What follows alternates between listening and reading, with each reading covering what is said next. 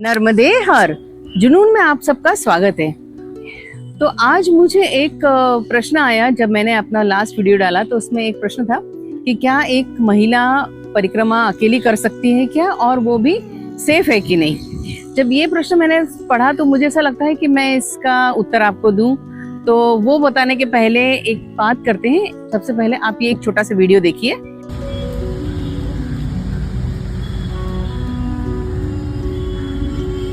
अब आप इस वीडियो में जैसे एक माँ अपने बच्चे को लेके चल रही है और बच्चे को देखिए कितनी अल्लड़ चल रहा है, माँ का हाथ पकड़ के। उसे कोई चिंता नहीं है कि माँ कहाँ ले जा रही है, अपन कीचड़ में है, पत्थर है, क्या है, वो कितने आराम से चल रहा है। बस उसी तरह क्यों?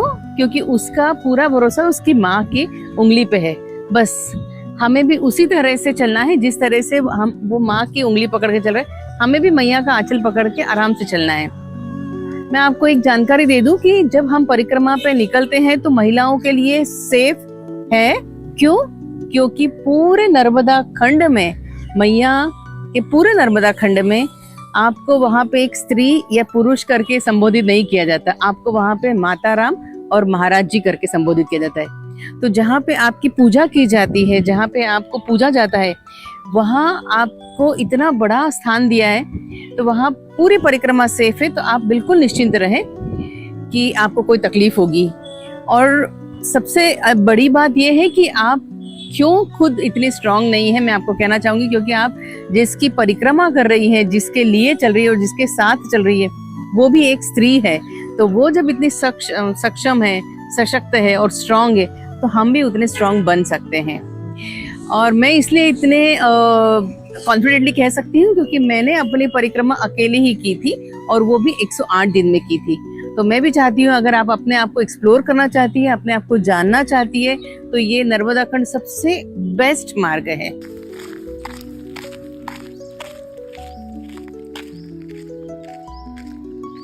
वो प्रश्न में लिखा था कि आपकी परिक्रमा अगर हम अकेले चाहते हैं तो सेफ है कि नहीं। तो ये सेफ शब्द ही, ये सेफ वर्ड ही अपने आप में ये बता देता है कि आपकी परिक्रमा कितनी सेफ है। मेरे हिसाब से, अगर मेरे अनुमान से आप पूछेंगे, तो S स्टैंड्स फॉर सरेंडर। आप अपने आप को पूरे सरेंडर कीजिए। A stands for acceptance. आप जो मिल रहा है उसे एक्सेप्ट कीजिए वहां पे। और थर्ड है faith. F stands for faith, यानी आपकी पूरी श्रद्धा मैया पे होनी चाहिए। और अगर आप इन सब तीनों चीजों का अगर आपके पास कॉम्बिनेशन है, तो आपको एनलाइटमेंट होनी ही चाहिए, हो ही जाएगी। तो मेरा ऐसा मानना है कि आप अगर अपने पूरे सरेंडर भावना से जाते हैं, चलते हैं परिक्रमा में, आप अपना पूरा एक्सेप्टेंस रखते हैं, यानी कि जो प्राप्त है वही पर्याप्त है को फॉलो करते हैं। और तीसरा, यानी आपकी श्रद्धा है आपके गुरु पे, आपके भगवान पे, आपकी मैया पे। तो ये सब तीनों चीजों का अगर कंबाइन करते हैं, तो आपको 100% आपको निश्चिंत है कि आपको एनलाइटमेंट होने ही वाला है। तो ये मेरी मानता है कि आप बिल्कुल सेफ वर्ड को ही फॉलो करके निकलिए और परिक्रमा को संपूर्ण कीजिए अकेले। एक और बात बताऊं जो जनरली मैंने जो फेस की है, वो मैं अपने अनुभव से आपको बताना चाहूंगी कि कहीं कुछ तकलीफ नहीं है, कहीं कुछ दिक्कत नहीं है। बस दो ही चीजों की लेडीज को प्रॉब्लम होती है। वो एक है कि आपके पीरियड्स का जो प्रॉब्लम आता है वो, और दूसरा आपको जो सुबह उठ के स्नान के लिए, क्योंकि सब जगह बाथरूम अवेलेबल नहीं है, तो ओपन में आपको नहाना पड़ता है। तो ये दो चीजों के लिए लेडीज को थोड़ी संकोच होता है। तो पहली बात तो बता दूं, पीरियड्स के लिए आपको चिंता करने की जरूरत नहीं है, क्योंकि मैंने आपको पिछला वीडियो में आपको यही दिखाया है कि किस तरह से आप इससे निजात पा सकते हैं। और रही सवाल आपका, ये सवाल है कि अगर आप स्नान कहाँ करना है, खुले में हम कैसे जाएंगे, हमें कोई साथ रहेगा कि अगर हैंडपंप पे नहाने की जरूरत पड़े, या किसी झरने में नहाना पड़े, या नदी में नहाना हो कोई, तो क्या करें।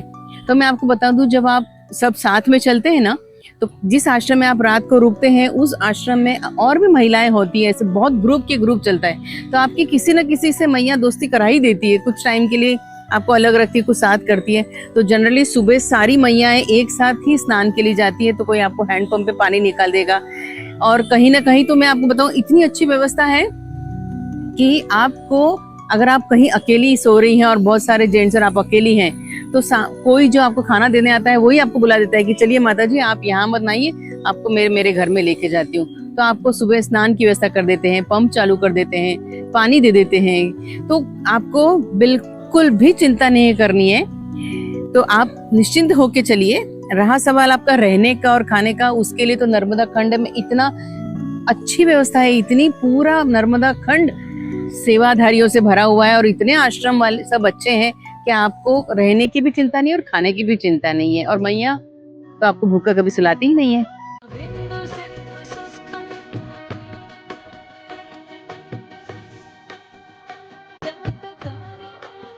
मैं अपना उस समय का एक वीडियो आपके साथ शेयर करती हूँ। आप देखिए इस वीडियो में, ये मैं थी घनसोर के जंगल में। तो घनसोर कर यहीं पे मुझे वो दंडवत बाबा मिले थे जिन्होंने अपनी पूरी परिक्रमा दंडवत की है। नर्मदे हर। आज तारीख 22 फेब्रुवारी 2024। आता मी आहे घनसोरच्या घनदाट घाटामध्ये 52 किलोमीटरचा घाट। पण सगळ्यांनी खूप घाबरवलं की इथे खायला पण मिळत नाही, पाणी मिळत नाही। मैयाच्या कृपेने पाणी खूप भरलेलं आहे आणि या रस्त्याला सगळे म्हणतात खायला काहीच नाही। आमच्याकडे मला 14 पोळ्या मिळाल्या त्या बसवाल्याच्याची आणि बटाट्याची भाजी आहे माझ्याबरोबर। त्यातून आता एक मुनी वशिष्ठ दंडवत परिक्रमा माणूस भेटून तो दंडवत परिक्रमा करतो गेले 5 वर्षापासून। त्यांनी लेमन टी पाजली, चॉकलेट दिली, ताक प्यायले, केळ खाल्लं, अंगूर खाल्ले, चहा प्यायला, बिस्किट खाल्लं। जे सगळे म्हणतात इथे काहीच मिळत नाही, मैया इथे पण ह्या अशा ठिकाणी इथे पूर्ण सामसून पूर्ण सगळ्या बाजूने काहीच नाही आहे इथे। अशा ठिकाणी पण मैयानी पोट भरून खायला दिलं आहे आणि तरी पण लोक म्हणजे खरंच मैयाने फुलासारखं असं जपून आणलं आहे मला। नर्मदे हर। तो जैसा मैं आपको बोल रही हूँ ना कि आप अकेले वहाँ पे जा सकते हैं, और जैसे मैंने घनसोर के जंगल का भी आपको बताया, ऐसे ही एक आपको मैं मेरा अनुभव बताती हूँ। एक जगह थी, वो जगह का नाम मुझे अभी आश्रम का याद नहीं आ रहा है। तो वो गांव से जब हम लोग सब साथ चल रहे थे, मेरे साथ 3 बाबा जी और थे, तो सब ऐसा वहाँ का नियम है कि अगर आपको कोई रोक लेता है तो आप रुक जाना चाहिए। तो सब लोग रुक गए क्योंकि गांव में एक शादी थी और एक गांव में एक की शादी होती है तो सबको रोक लेते। तो वो लोग सब बाहर रुक गए, पर मुझे पता नहीं क्यों मैंने कहा नहीं मैं आगे जाती हूँ करके मैं आगे निकल आई। जब मैं आगे निकल आई तो वहां जाके तो मुझे वहां पे एक मोची है, मोची ने रोका, कहा कि माता जी आप आगे मत जाओ क्योंकि आगे जंगल है।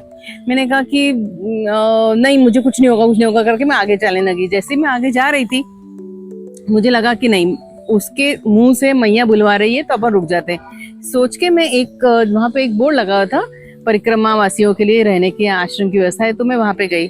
जैसे वहां मैं एंट्री की तो वहां पे सुनसान था पूरा, वो आश्रम में कुछ भी नहीं था। वहां पे 4-5 लोग ऐसे बैठ के गांजा पी रहे थे, मतलब बातें कर रहे थे और उनके हाथ में फोन था।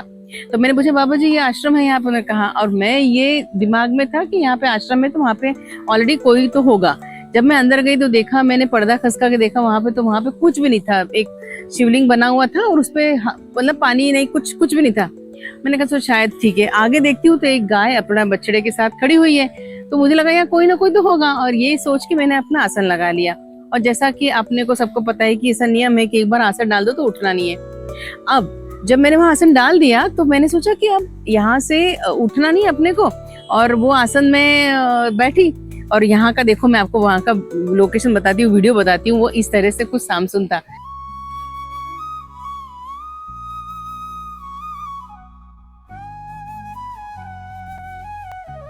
तो जैसे ही फिर मैं वहां पे आसन लगा के जब सोने गई तो मेरे घर में ना, जैसे कहीं रेंज रहता है कहीं नहीं रहता है अपने को मोबाइल में ना, तो मेरे घर में मैंने क्या किया था, कभी मैं नहीं बात कर पाऊँ तो सिर्फ एक मेरे मोबाइल से उनको एक्सेस दिया था कि मतलब मैं जहाँ पे हूँ लोकेशन अगर आ जाता है तो घर वालों को पता चल जाता है कि मैं अभी यहाँ पे रुकी हुई हूँ। तो मैं से गूगल मेरा शेयर किया था, मैप शेयर किया था बेटे के साथ। तो वो मतलब एक बार मुझे ये था कि वो मेरे को उसको पता चल जाए कि मैं कहाँ पे हूँ। अब हुआ क्या कि जब मैंने मेरे अपना मोबाइल ऑन किया, तो क्योंकि दिन भर तो चल ही रहे थे, अब हुआ ये ऐसा कि जब मैंने मोबाइल ऑन किया तो मेरा सिग्नल वहां पे नहीं था, मेरे जो मैं लेके गई थी कार्ड का। तो वहां पे जो 4-5 लोग बैठे थे वो उनके पास, सबके पास जनरली छोटा ही डब्बा होता है, पर लकीली एक आदमी था, एक बाबा जी था, उसके पास स्मार्टफोन था। मैंने बोला बाबा जी आपका फ़ोन मिलेगा क्या? मैं इसलिए चाह रही थी कि उसका फ़ोन ले लूँ ताकि मैं उसको हॉटस्पॉट लेके कनेक्ट कर सकूँ और मेरा लोकेशन घर वालों को पता चल जाए। तो जैसे मतलब इतना हो जाए। तो जब मैंने उसका फ़ोन लिया तो मैं आपको बताऊँ, क्योंकि हम लोग को इंग्लिश की आदत हो गई है, तो वो हिंदी में था। उसमें ये साझा कीजिए, वो साझा कीजिए, पासवर्ड, वो पासवर्ड मांग रहा है। इन्होंने कभी पासवर्ड दिया नहीं और इस सब चक्कर में ना मुझे बहुत देर हो गई। तो मैं वो एक्सेस ले रही हूँ, फिर वो उसको पासवर्ड सेट कर रही हूँ और वो सब हॉटस्पॉट लेने में बहुत टाइम हो गया। उस बीच क्या हुआ, वो जो आदमी था, वो बाबा जी धीरे धीरे धीरे करते करते मेरे सामने आके बहुत देर तो मेरे को ऐसे बैठे हुए देखता रहा। और थोड़े टाइम बाद क्या हुआ, वो इतना, मतलब मैं उसमें लगी हुई हूँ और वो इतना नजदीक आ गया मेरे। तो मैं सच बता रही हूँ, पूरे परिक्रमा में आप बहुत सेफ है। वहां पे मैं सिर्फ थोड़ी सी शटर्ड हो गई थी। वहां क्या हुआ कि वो इतना पास में आ गया मेरे, तो मैं 1 मिनट के लिए सकपका गई और नर्मदे हर, और मैंने गणगण गणाते बोलते ही बोला जोर से। इतने बोला मुझसे, मैया जी आपका हो गया क्या? जब उसने बोला मैया जी, तब मुझे सुकून आया कि इसका कोई गलत इंटेंशन नहीं है, वो इसका भाव था। और वो मेरे नजदीक आके सिर्फ ये बोला कि माता जी आपका अगर मेरा फोन का काम हो गया होगा तो दे दो, ताकि मैं मेरे गांव चले जाऊं। मेरा गांव यहाँ से 2 किलोमीटर दूर है। तो मतलब देखिए, वहाँ के लोगों की भावनाएं भी बहुत अच्छी होती है। तो इसमें कुछ संकोच की या डर की या इसकी कोई गुंजाइश नहीं होती है। पंकजं नमामि देवी नर्मदे।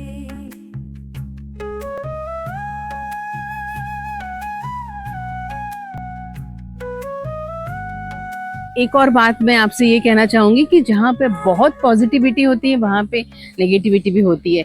जहाँ पे बहुत अच्छा ये होती है वहाँ पे कुछ कुछ बुराइयां भी होती है।